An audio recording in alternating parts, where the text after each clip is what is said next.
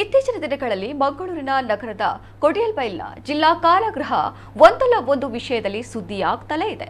ಇದೀಗ ಜೈಲಿನಲ್ಲಿ ಪೊಲೀಸ್ ತಪಾಸಣೆಯ ವೇಳೆ ಒಂದು ಕೀಪ್ಯಾಡ್ ಮೊಬೈಲ್ ಮತ್ತು 2 ಟಚ್ ಸ್ಕ್ರೀನ್ ಮೊಬೈಲ್ ಫೋನ್ ಹಾಗೂ 2 ಬಂಡಲ್ ಬೀಡಿಗಳು ಪತ್ತೆಯಾಗಿವೆ. ಜೈಲಿನಲ್ಲಿ ಇತ್ತೀಚೆಗೆ ನಡೆದ ಹಲ್ಲೆ ಪ್ರಕರಣದ ಬಳಿಕ ಕೇಂದ್ರ ಉಪವಿಭಾಗದ ಎಸಿಪಿ ಪ್ರತಾಪ್ ಸಿಂಗ್ ಥೋರಾಟ್ ಜೈಲಿನ ಸುರಕ್ಷತೆಯ ದೃಷ್ಟಿಯಿಂದ ಶೋಧ ಕೈಗೊಂಡಿದ್ದರು.